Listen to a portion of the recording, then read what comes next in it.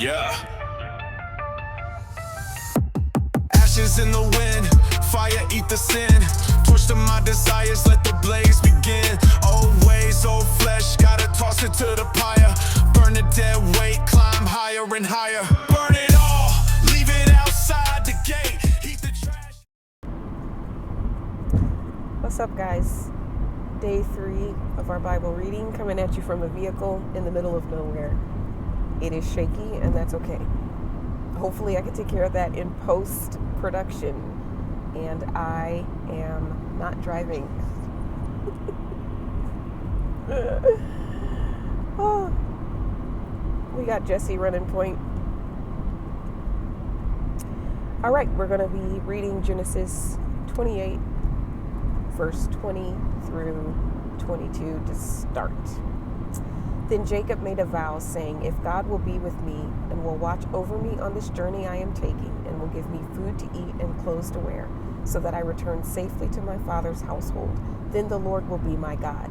And this stone that I have set up as a pillar will be God's house. And of all that you give me, I will give you a tenth." Genesis chapter 29. Then Jacob continued on his journey and came to the land of the eastern peoples. There he saw a well in the open country with 3 flocks of sheep lying near it, because the flocks were watered from the well. The stone over the mouth of the well was large. When all the flocks were gathered there, the shepherds would roll the stone away from the well's mouth and water the sheep. Then they would return the stone to its place over the mouth of the well. Jacob asked the shepherds, "My brothers, where are you from?" "We're from Haran," they replied. He said to them, "Do you know Laban, Nahor's grandson?" "Yes, we know him," they answered. Then Jacob asked them, "Is he well?" "Yes, he is," they said, "and here comes his daughter Rachel with the sheep." "Look," he said, "the sun is still high. It is not time for the flocks to be gathered. Water the sheep and take them back to pasture." "We can't," they replied, "until all of the flocks are gathered and the stone has been rolled away from the mouth of the well. Then we will water the sheep." While he was still talking with them, Rachel came with her father's sheep, for she was a shepherd. When Jacob saw Rachel, daughter of his uncle Laban, and Laban's sheep, he went over and rolled the stone away from the mouth of the well and watered his uncle's sheep. Then Jacob kissed Rachel and began to weep aloud. He had told Rachel that he was a relative of her father and a son of Rebekah. So she ran and told her father. As soon as Laban heard the news about Jacob, his sister's son, he hurried to meet him. He embraced him and kissed him and brought him to his home. And there Jacob told him all these things. Then Laban said to him, "You are my own flesh and blood." After Jacob had stayed with him for a whole month, Laban said to him, "Just because you're a relative of mine, should you work for me for nothing? Tell me what your wages should be." Now Laban had 2 daughters. The name of the older was Leah, and the name of the younger was Rachel. Leah had weak eyes, but Rachel had a lovely figure and was beautiful. Jacob was in love with Rachel, and he said, "I'll work for 7 years in return for your younger daughter Rachel." Laban said, "It's better that I give her to you than to some other man. Stay here with me." So Jacob served 7 years to get Rachel, but they seemed like only a few days to him because of his love for her. Then Jacob said to Laban, "Give me my wife. My time is completed, and I want to make love to her." So Laban brought together all the people of the place and gave a feast. But when evening came, he took his daughter Leah and brought her to Jacob, and Jacob made love to her. And Laban gave his servant Zilpah to his daughter as her attendant. When morning came, there was Leah. So Jacob said to Laban, "What is this you've done to me? I served you for Rachel, didn't I? Why have you deceived me?" Laban replied, "It's not our custom here to give the younger daughter in marriage before the older one. Finish this daughter's bridal week, then we will give you the younger one also, in return for another 7 years of work." And Jacob did so. He finished his week with Leah, and then Laban gave him his daughter Rachel to be his wife. Laban gave his servant Bilhah to his daughter Rachel as her attendant. Jacob made love to Rachel also, and his love for Rachel was greater than his love for Leah. And he worked for Laban another 7 years. When the Lord saw that Leah was not loved, he enabled her to conceive, but Rachel remained childless. Leah became pregnant and gave birth to a son. She named him Reuben, for she said, "It is because the Lord has seen my misery. Surely my husband will love me now." She conceived again, and when she gave birth to a son, she said, "Because the Lord heard that I am not loved, he gave me this one too." So she named him Simeon. Again she conceived, and when she gave birth to a son, she said, "Now at last my husband will become attached to me, because I have borne him 3 sons." So he was named Levi. She conceived again, and when she gave birth to a son, she said, "This time I will praise the Lord." So she named him Judah. Then she stopped having children. When Rachel saw that she was not bearing Jacob any children, she became jealous of her sister. So she said to Jacob, "Give me children, or I'll die." Jacob became angry with her and said, "Am I in the place of God who has kept you from having children?" Then she said, "Here's Bilhah, my servant. Sleep with her so that she can bear children for me, and I too can build a family through her." So she gave him her servant Bilhah as a wife. Jacob slept with her, and she became pregnant and bore him a son. Then Rachel said, "God has vindicated me. He has listened to my plea and given me a son." Because of this, she named him Dan. Rachel's servant Bilhah conceived again and bore Jacob a second son. Then Rachel said, "I have had a great struggle with my sister, and I have won." So she named him Naphtali. When Leah saw that she had stopped having children, she took her servant Zilpah and gave her to Jacob as a wife. Leah's servant Zilpah bore Jacob a son. Then Leah said, "What good fortune!" And she named him Gad. Leah's servant Zilpah bore Jacob a second son. Then Leah said, "How happy I am! The women will call me happy." So she named him Asher.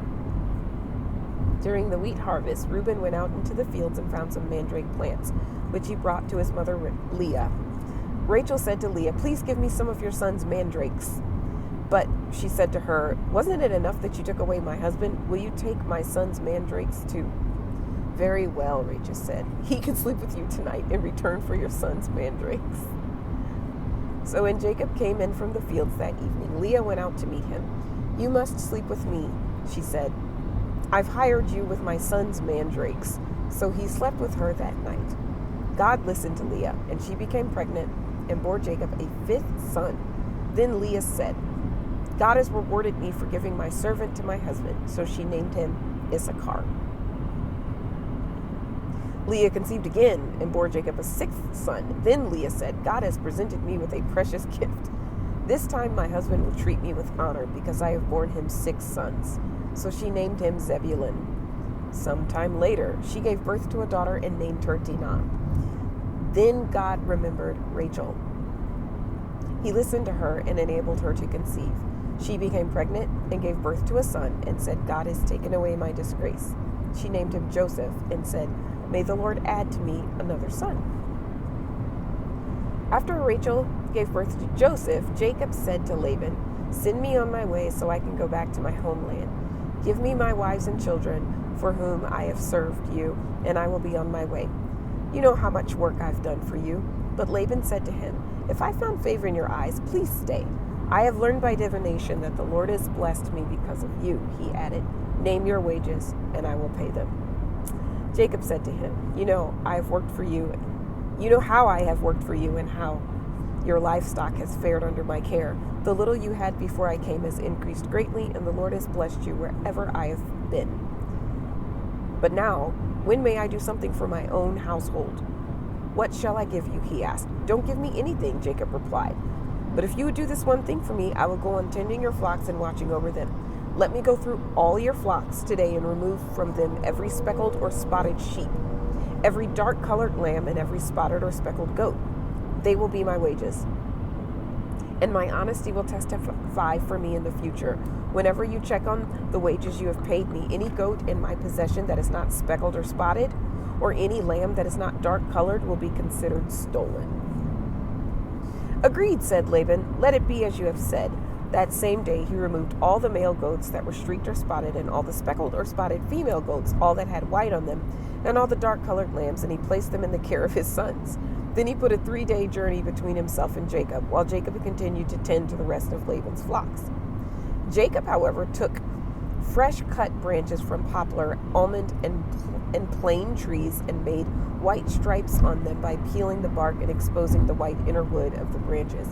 Then he placed the peeled branches in all of the watering troughs so that they would be directly in front of all the flocks when they came to drink. When the flocks were in heat and came to drink, they made it in front of the branches, and they bore young that were streaked or speckled or spotted. Jacob set apart the young of the flock by themselves, but made the rest face the streak and dark-colored animals that belonged to Laban. Thus he made separate flocks for himself, and did not put them with Laban's animals. Whenever the stronger females were in heat, Jacob would place the branches in front of the troughs, in front of the animals, so they would mate near the branches. But if the animals were weak, he would not place them there. So the weak animals went to Laban, and the strong ones to Jacob. In this way the man grew exceedingly prosperous, and came to own large flocks, male and female servants, and camels and donkeys. Genesis chapter 31. Jacob heard that Laban's sons were saying, Jacob has taken everything our father owned and has gained all this wealth from what belonged to our father. And Jacob noticed that Laban's attitude towards him had not been what it had been. When the Lord said to Jacob, go back to the land of your fathers and to your relatives, and I will be with you. So Jacob sent word to Rachel and Leah to come out to the fields where his flocks were. And he said to them, I see that your father's attitude toward me is not what it was before, but the God of my father has been with me. You know that I've worked for your father with all my strength, yet your father has cheated me by changing my wages 10 times. However, God has not allowed him to harm me.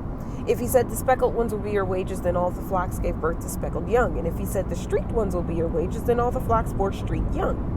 So God has taken away your father's livestock and has given it to me. In breeding season, I once had a dream in which I looked up and saw that the male goats mating with the flocks were streaked, speckled, or spotted.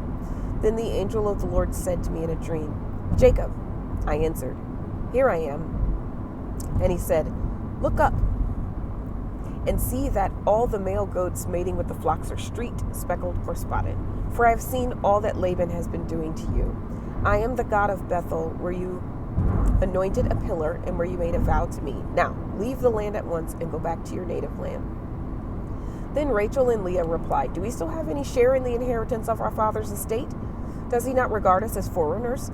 Not only has he sold us, but he has used up what was paid for us. Surely all the wealth that God took away from our father belongs to us and our children. So do whatever God has told you. Then Jacob put his children and his wives on camels, and he drove all his livestock ahead of him, along with all the goods he had accumulated in Padan Aram, to go to his father Isaac in the land of Canaan. When Laban had gone to shear his sheep, Rachel stole her father's household gods. Moreover, Jacob deceived Laban the Aramean by not telling him he was running away. So he fled with all that he had. He crossed the Euphrates River and headed for the hill country of Gilead. On the third day, Laban was told that Jacob had fled. Taking his relatives with him, he pursued Jacob for 7 days and caught up with him in the hill country of Gilead. Then God came to Laban the Aramean in a dream at night and said to him, Be careful not to say anything, either good or bad, to Jacob. Jacob had pitched his tent in the hill country of Gilead when Laban overtook him, and Laban and his relatives camped there too. Then Laban said to Jacob, What have you done? You deceived me, and you carried off my daughters like captives in war. Why did you run off secretly and deceive me? Why didn't you tell me so I could send you away with joy and singing and the music of timbrels and harps? You didn't even let me kiss my grandchildren and my daughters goodbye. You've done a foolish thing. I have the power to harm you, but last night the God of your father said to me, Be careful not to say anything to Jacob, either good or bad. Now you have gone off because you long to return to your father's household, but why did you steal my gods? Jacob answered Laban, I was afraid, because I thought you would take your daughters away from me by force. But if you find anyone who has your gods, that person shall not live. In the presence of our relatives, see for yourself whether there's anything of yours here with me, and if so, take it. Now Jacob did not know that Rachel had stolen the gods. So Laban went into Jacob's tent, and into Leah's tent, and into the tent of the 2 female servants, but he found nothing. After he came out of Leah's tent, he entered Rachel's tent. Now Rachel had taken the household gods and put them inside her camel's saddle and was sitting on them. Laban searched through everything in the tent but found nothing. Rachel said to her father, Don't be angry, my lord, that I cannot stand up in your presence. I'm having my period. So he searched but could not find the household gods. Jacob was angry and took Laban to task. "What is my crime?" he asked Laban. "How have I wronged you, that you hunt me down? Now that you have searched through all my goods, what have you found that belongs to your household? Put it here in front of your relatives and mine, and let them judge between the two of us. I've been with you for 20 years. Your sheep and your goats have not miscarried, nor have I eaten rams from your flocks. I did not bring you animals torn by wild beasts. I bore the loss myself, and you demanded payment from me for whatever was stolen by day or night. This was my situation. The heat consumed me in the daytime and the cold at night, and sleep fled from my eyes. I was like this for the 20 years I was in your household. I worked for you 14 years for your 2 daughters and 6 years for your flocks, and you changed my wages 10 times. If the God of my father, the God of Abraham, and the fear of Isaac had not been with me, you surely would have sent me away empty-handed. But God has seen my hardships and the toil of my hands, and last night he rebuked you." Laban answered Jacob, "The women are my daughters, the children are my children, and the flocks are my flocks. All you see is mine. Yet, what can I do today about these daughters of mine or about the children they have borne? Come now, let's make a covenant, you and I, and let it serve as a witness between us." So Jacob took a stone and set it up as a pillar. He said to his relatives, "Gather some stones." So they took stones and piled them in a heap, and they ate there by the heap. Laban called it Jagar Sahadutha, and Jacob called it Galid. Laban said, "This heap is a witness between you and me today." That's why it's called Galid, which it was also called Mizpah, because he said, "May the Lord keep watch between you and me when we are away from each other. If you mistreat my daughters, or if you take any wives besides my daughters, even though no one is with us, remember that God is a witness between you and me." Laban also said to Jacob, "Here is this heap, and here is this pillar I have set up between you and me. The heap is a witness, the pillar is also a witness, that I will not go past this heap to your side to harm you, and that you will not go past this heap and pillar to my side to harm me. May the God of Abraham and the God of Nahor, the God of their father, judge between us." So Jacob took an oath in the name of the fear of his father Isaac. He offered a sacrifice there in the hill country and invited his relatives to a meal. After they had eaten, he spent the night there. Early the next morning, Laban kissed his grandchildren and his daughters and blessed them, and he left and returned home. Genesis chapter 32. Jacob also went on his way, and the angel of the Lord met him. When Jacob saw them, he said, "This is the camp of God." So he named the place Mahanaim. Jacob sent messengers ahead of him to his brother Esau in the land of Seir, the country of Edom. He instructed them, "This is what you are to say to my lord Esau. Your servant Jacob says, I have been staying with Laban and have remained there till now. I have cattle, donkeys, sheep, goats, male and female servants. Now I am sending this message to my lord, that I may find favor in your eyes." When the messengers returned to Jacob, they said, "We went to your brother Esau, and now he's coming to meet you, and 400 men are with him." In great fear and distress, Jacob divided the people who were with him into 2 groups, and the flocks and herds and camels as well. He thought, if Esau comes and attacks one group, that the group that is left may escape. Then Jacob prayed, "O God of my father Abraham, God of my father Isaac, Lord, you who said to me, 'Go back to your country and your relatives, and I will make you prosper.' I'm unworthy of all the kindness and faithfulness you've shown your servant. I had only my staff when I crossed this Jordan, but now I have become 2 camps. Save me, I pray, from the hand of my brother Esau, for I am afraid he will come and attack me, and also the mothers with their children. But you said, I will surely make you prosper, and I will make your descendants like the sand of the sea, which cannot be counted." He spent the night there, and from what he had with him, he selected a gift for his brother: 200 female goats and 20 male goats, 200 ewes and 20 rams, 30 female camels with their young, 40 cows and 10 bulls, and 20 female donkeys and 10 male donkeys. He put them in care of his servants, each herd by itself, and said to his servants, "Go ahead of me and keep some space between the herds." He instructed the one in the lead, "When my brother Esau meets you and asks, 'Who do you belong to, and where are you going, and who owns all these animals in front of you?' then you are to say, they belong to your servant Jacob. They are a gift sent to my lord Esau, and he is coming behind us. He also instructed the second, the third, and all others who followed the herds. You are to say the same thing to Esau when you meet him, and be sure to say, your servant Jacob is coming behind us. For he thought, I will pacify him with these gifts I am sending on ahead. Later, when I see him, perhaps he will receive me. So Jacob's gifts went on ahead of him, but he himself spent the night in the camp. That night, Jacob got up, took his 2 wives, his 2 female servants, and his 11 sons, and crossed the ford of the Jabbok. After he had sent them across the stream, he sent over all his possessions. So Jacob was left alone, and a man wrestled with him till daybreak. When the man saw that he could not overpower him, he touched the socket of Jacob's hip, so that his hip was wrenched as he wrestled with the man. Then the man said, let me go, for it is daybreak. But Jacob replied, I will not let you go unless you bless me. The man asked him, what is your name? Jacob, he answered. Then the man said, your name will no longer be Jacob, but Israel, because you have struggled with God and with humans and have overcome. Jacob said, please tell me your name. But he replied, why do you ask my name? Then he blessed him there. So Jacob called the place Peniel, saying, it is because I saw God face to face, and yet my life was spared. The sun rose above him as he passed Peniel, and he was limping because of his hip. Therefore, to this day, the Israelites do not eat the tendon attached to the socket of the hip, because the socket of Jacob's hip was touched near the tendon. Genesis 33. Jacob looked up, and there was Esau coming with his 400 men. So he divided the children among Leah, Rachel, and the 2 female servants.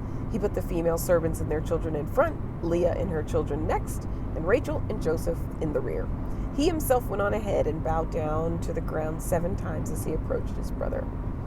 But Esau ran to meet Jacob and embraced him. He threw his arms around his neck and kissed him, and they wept. Then Esau looked up and saw the women and children. Who are these with you? He asked. Jacob answered, they are the children God has graciously given your servant. Then the female servants and their children approached and bowed down. Next, Leah and her children came and bowed down. Last of all came Joseph and Rachel, and they too bowed down. Esau asked, what's the meaning of all these flocks and herds I met? To find favor in your eyes, my lord, he said. But Esau said, I already have plenty, my brother. Keep what you have for yourself. No, please, said Jacob, if I found favor in your eyes, accept this gift from me. For to see your face is like seeing the face of God, now that you have received me favorably.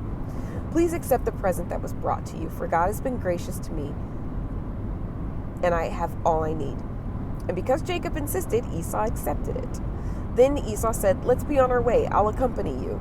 But Jacob said to him, my Lord knows that the children are tender and that I must care for the ewes. I can't say that word. I don't know how to pronounce it. And cows that are nursing their young. If they are driven hard, just one day all the animals will die. So let my Lord go on ahead of his servant while I move along slowly at the pace of the flocks and herds before me and the pace of the children until I come to my Lord in Seir. Esau said, then let me leave some of my men with you. But why do that? Jacob asked. Just let me find favor in the eyes of my Lord. So that day, Esau started on his way back to Seir. Jacob, however, went to Succoth, where he built a place for himself and made shelters for his livestock. That is why the place is called Succoth. After Jacob came from Padan Aram, he arrived safely at the city of Shechem in Canaan and camped within sight of the city. For 100 pieces of silver he bought from the sons of Hamor, the father of Shechem, the plot of ground where he pitched his tent. There he set up an altar and called it El Elohi Israel. Genesis chapter 34.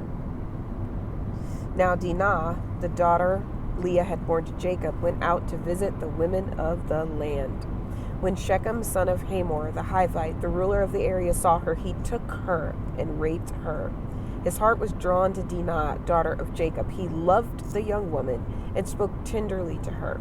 And Shechem said to his father Hamor, get me this girl as a wife. When Jacob heard that his daughter Dinah had been defiled, His sons were in the fields with the livestock, so he did nothing about it until they came home. Then Shechem's father Hamor went out to talk with Jacob. Meanwhile, Jacob's sons had come in from the fields. As soon as they heard what had happened, they were shocked and furious because Shechem had done an outrageous thing in Israel by sleeping with Jacob's daughter, a thing that should not be done. But Hamor said to them, "My son Shechem has his heart set on your daughter. Please give her to him as his wife. Intermarry with us. Give us your daughters and take our daughters for yourselves. You can settle among us. The land is open to you. Live in it, trade in it, and acquire property in it." Then Shechem said to Dinah's father and brothers, "Let me find favor in your eyes, and I will give you whatever you ask. Make the price for the bride and the gift I am to bring as great as you like. I'll pay whatever you ask me. Only give me the young woman as my wife." Because their sister Dinah had been defiled, Jacob's sons replied deceitfully as they spoke to Shechem and his father Hamor. They said to them, "We can't do such a thing. We can't give our sister to a man who has not been circumcised. That would be a disgrace to us. We will enter into an agreement with you on one condition.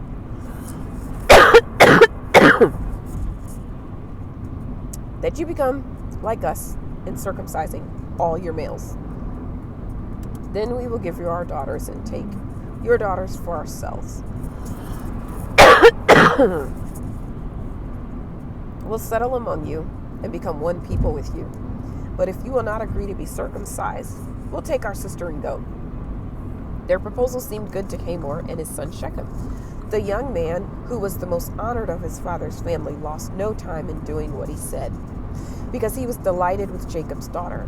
So Hamor and his son Shechem went to the gate of their city to speak to the men of the city. "These men were friendly towards us," they said. "Let them live in our land and trade in it. The land has plenty of room for them. We can marry their daughters and they can marry ours. But the men will agree to live with us as one people, only on one condition, that our males be circumcised, as they are themselves. Won't their livestock and their property and all their other animals become ours? Let's agree to their terms, and they will settle among us."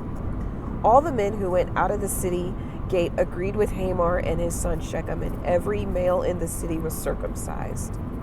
3 days later, while all of them were still in pain, 2 of Jacob's sons, Simeon and Levi, Dinah's brothers, took their swords and attacked the unsuspecting city, killing every male. They put Hamor and his son Shechem to the sword and took Dinah from Shechem's house and left. The sons of Jacob came upon the dead bodies and looted the city where their sister had been defiled. They seized their flocks and herds and donkeys and everything else of theirs in the city and out in the fields. They carried off all their wealth and all their women and children, taking as plunder everything in the houses.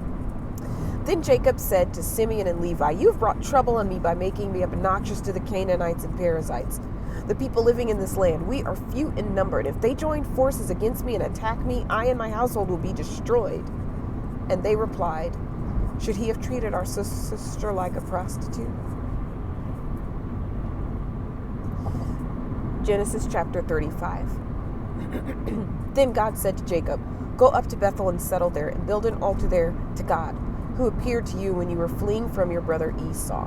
So Jacob said to his household and all who were with him, "Get rid of the foreign gods you have with you. Purify yourselves, change your clothes.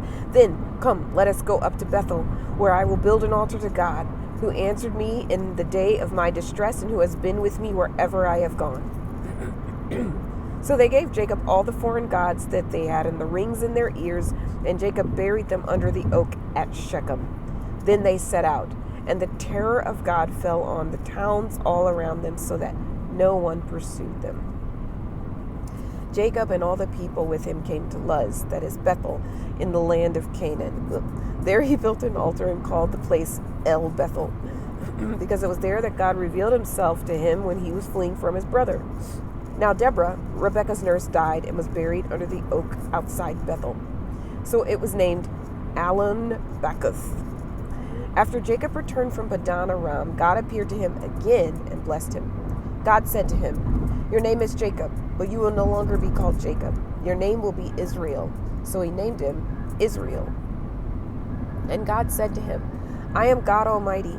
Be fruitful and increase in number. A nation and a community of nations will come from you, and kings will be among your descendants.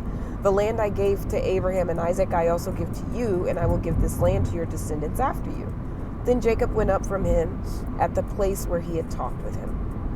Then God went up from him at the place where he had talked with him.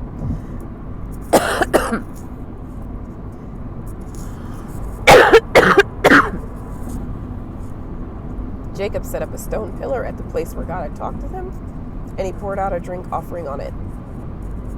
He also poured oil on it. Jacob called the place where God had talked with him Bethel. Then they moved on from Bethel.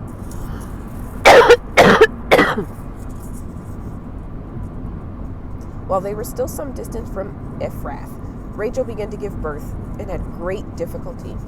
As she was having great difficulty in childbirth, the midwife said to her, Don't despair, you have another son. As she breathed her last, for she was dying, she named her son Benoni. But his father named him Benjamin. So Rachel died and was buried on the way to Ephrath, that is Bethlehem.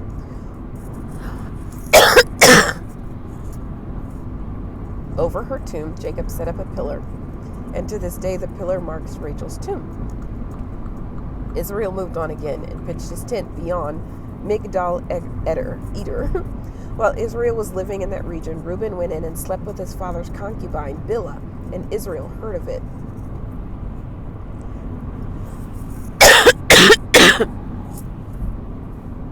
Jacob had 12 sons, the sons of Leah. Reuben, the firstborn of Jacob. Simeon, Levi, Judah, Issachar, and Zebulun. The sons of Rachel were Joseph and Benjamin. The sons of Rachel's servant Bilhah, Dan, and Naphtali. The sons of Leah's servant Zilpah, Gad, and Asher. These were the sons of Jacob who were born to him in Padan Aram. Jacob came to his father Isaac in Mamre near Kiriath Arba, that is Hebron, where Abraham and Isaac had stayed. Isaac lived 108 years, then he breathed his last and died and was gathered to his people, old and full of years.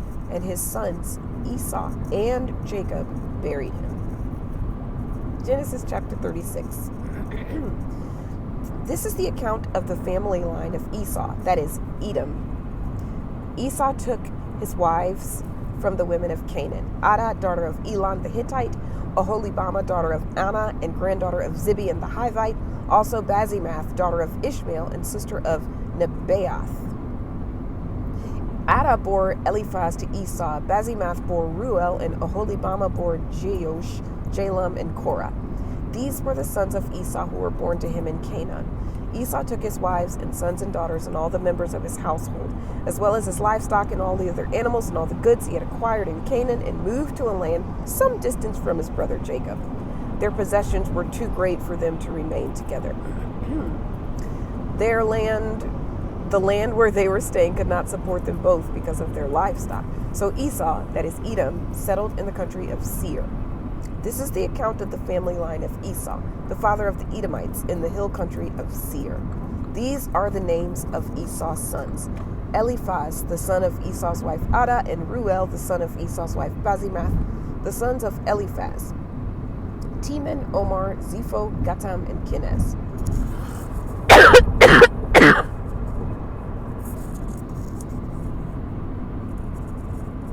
Esau's son Eliphaz also had a concubine named Timnah who bore him Amalek. These were grandsons of Esau's wife Adah. The sons of Ruel: Nahath, Zerah, Shammah, and Mizah. These were grandsons of Esau's wife Bazimath. The sons of Esau's wife Oholibamah, daughter of Anna and granddaughter of Zibeon, whom she bore to Esau: Jeush, Jalam, and Korah. Yikes. These were the chiefs among Esau's descendants. The sons of Eliphaz, the firstborn of Esau: chiefs Timon, Omar, Zepho, Kenaz, Korah, Gatam, and Amalek. These are the chiefs descended from Eliphaz and Edom. They were the grandsons of Adah. The sons of Esau's son Ruel: chiefs Nahath, Zerah, Shammah, and Mizah. These were the chiefs descended from Ruel and Edom. They were grandsons of Esau's wife Bazimath.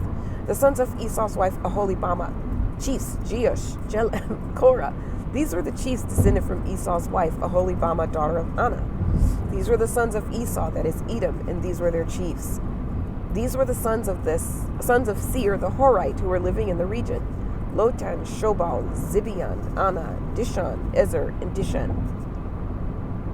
These sons of Seir in Edom were Horite chiefs. The sons of Lotan, Hori, Homam, Timnah. Timnah was Lotan's sister. The sons of Shobal, Alvan, Manahath, Ebel, Shepho, and Onam. The sons of Zibeon, Aiah, and Anna. This is the Anna who discovered the hot springs in the desert while he was grazing the donkeys of his father's city.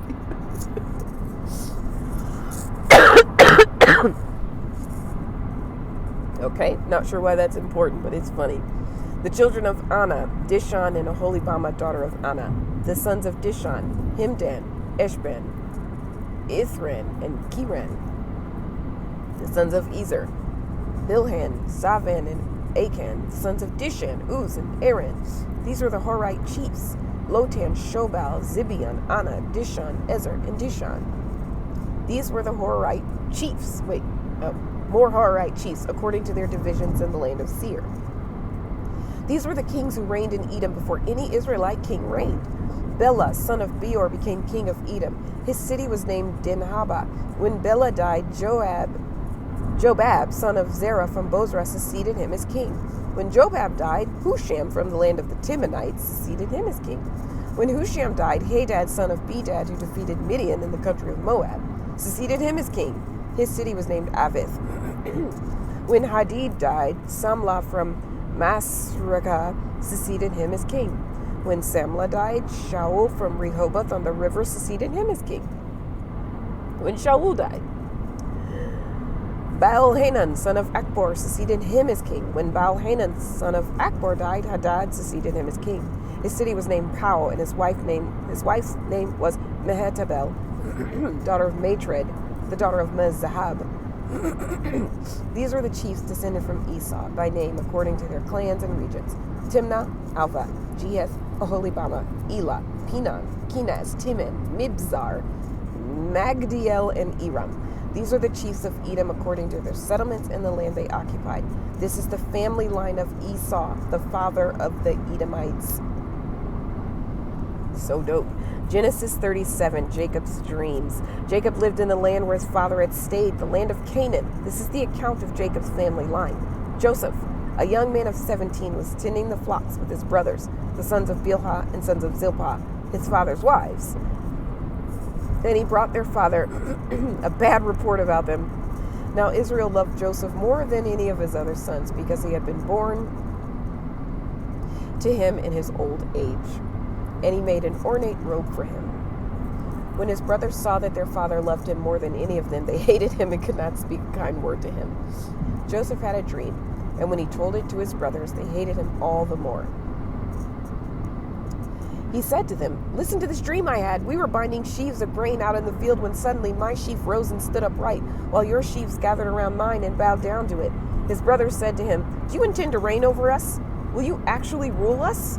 And they hated him all the more because of his dream and what he had said. Then he had another dream, and he told it to his brothers. "Listen," he said, "I had another dream, and this time the sun and the moon and 11 stars were bowing down to me." When he told his father as well as his brothers, his father rebuked him and said, "What is this dream you had? Will your mother and I and your brothers actually come and bow down to the ground before you?" His brothers were jealous of him, but his father kept the matter in mind. Now, his brothers had gone to graze their flocks near Shechem, and Israel said to Joseph, "As you know, your brothers are grazing flocks near Shechem. Come, I'm going to send you to them." "Very well," he replied. So he said to him, "Go and see if all is well with your brothers and the flocks, and bring back word to me." Then he sent him off from the valley of Hebron. When Joseph arrived at Shechem, a man found him wandering around in the fields and asked him, "What are you looking for?" He replied, "I'm looking for my brothers. Can you tell me where they're grazing their flocks?" "They've moved on from here," the man said. "I heard them say, 'Let's go to Dothan.'" So Joseph went after his brothers and found them near Dothan.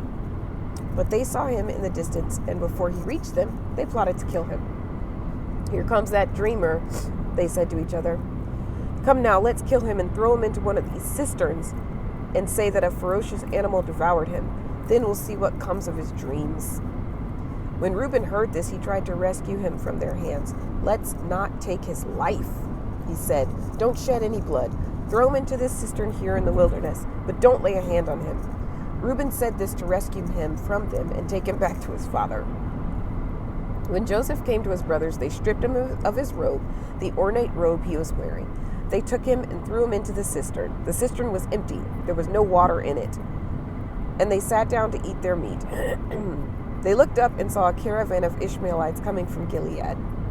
Their camels were loaded with spices, balm, and myrrh, and they were on their way to take them down to Egypt. Judah said to his brothers, "What will we gain if we kill our brother and cover up his blood? Come, let's sell him to the Ishmaelites and not lay our hands on him. After all, he is our brother, our own flesh and blood." His brothers agreed. So when the Midianite merchants came by, his brother pulled Joseph up out of the cistern and sold him for 20 shekels of silver to the Ishmaelites, who took him to Egypt. When Reuben returned to the cistern and saw that Joseph was not there, he tore his clothes. He went back to his brothers and said, "The boy isn't there. Where can I turn now?" Then they got Joseph's robe, slaughtered a goat, dipped the robe in the blood, took the ornate robe back to their father and said, "We found this. Examine it to see if it's your son's robe." He recognized it and said, "It's my son's robe. Some ferocious animal has devoured him. Joseph has surely been torn to pieces." Then Jacob tore his clothes, put on sackcloth, and mourned for his son many days. All his sons and daughters came to comfort him, but he refused to be comforted. "No," he said, "I will continue to mourn until I join my son in the grave." So his father wept for him. Meanwhile, the Midianites sold Joseph in Egypt to Potiphar, one of Pharaoh's officials, the captain of the guard. Genesis 38. At the time, Judah left his brothers and went down to stay with the man of Adullam near Hira. There Judah met the daughter of a Canaanite man named Shua. He married her and made love to her. She became pregnant and gave birth to a son whose name was She conceived again and gave birth to a son and named him Onan. She gave birth to still another son and named him Shelah. It was at Kezib that she gave birth to him. Judah got a wife for his firstborn, and her name was Tamar. But Judah's firstborn, was wicked in the Lord's sight, so the Lord put him to death. Then Judah said to Onan, "Sleep with your brother's wife and fulfill your duty to her as a brother-in-law, to raise up offspring for your brother." But Onan knew that the child would not be his. So whenever he slept with his brother's wife, he spilled his semen on the ground to keep from providing offspring for his brother. Judah then said to his daughter-in-law Tamar, "Live as a widow in your father's household until my son Shelah grows up."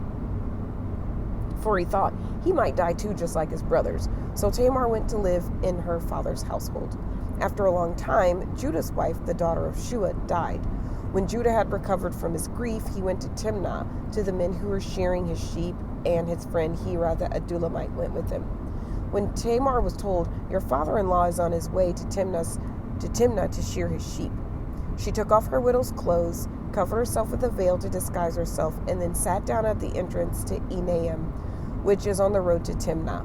For she saw that, though Shelah had grown up, she had not been given to him as his wife. When Judah saw her, he thought she was a prostitute, for she had covered her face.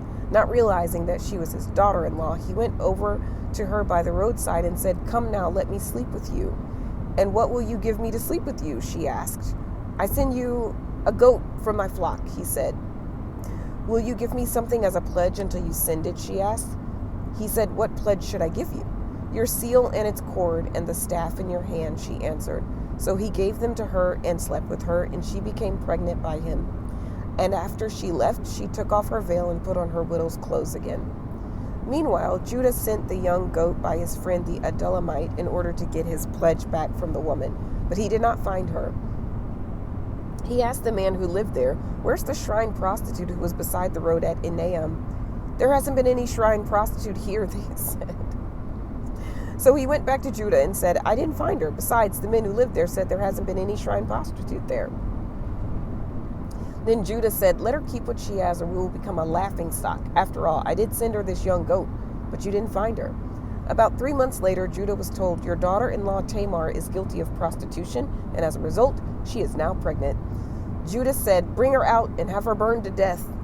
As she was being brought out, she sent a message to her father-in-law. I'm pregnant by the man who owns these, she said. And she added, see if you recognize whose seal and cord and staff these are. Gangster. Judah recognized them and said, she is more righteous than I, since I wouldn't give her to my son Shelah. And he did not sleep with her again. When the time came for her to give birth, there were twin boys in her womb. As she was giving birth, one of them put out his hand.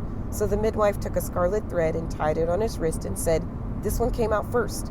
But when he drew back his hand, his brother came out. And she said, so this is how you have broken out. And he was named Perez. Then his brother, who had the scarlet thread on his wrist, came out. And he was named Zerah. Genesis chapter 39. Now Joseph had been taken down to Egypt. Potiphar, an Egyptian who was one of Pharaoh's officials, the captain of the guard, brought him from the Ishmaelites who had taken him there. The Lord was with Joseph so that he had prospered, and he lived in the house of his Egyptian master.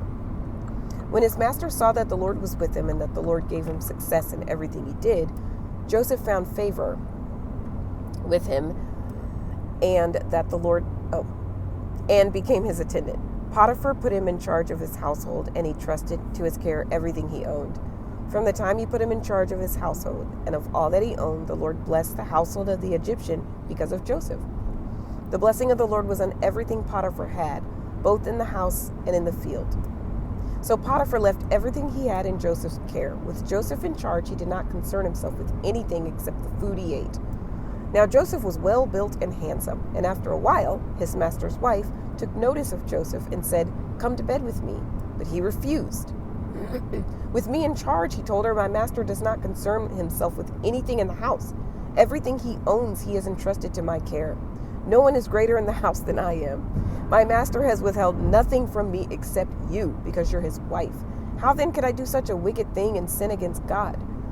And though she spoke to Joseph day after day, he refused to go to bed with her or even be with her. One day he went into the house to attend to his duties, and none of the household servants was inside. She caught him by his cloak and said, come to bed with me. But he left his cloak in her hand and ran out of the house.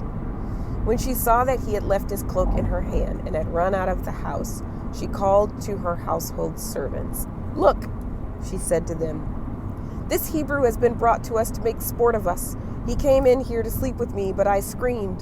When he heard me scream for help, he left his cloak beside me and ran out of the house. She kept his cloak beside her until his master came home. Then she told him this story. That Hebrew slave you brought us came to make sport of me, but as soon as I screamed for help, he left his cloak beside me and ran out of the house. When his master heard the story, his wife told him, saying, this is how your slave treated me. He burned with anger. Joseph's master took him and put him in prison, the place where the king's prisoners were confined.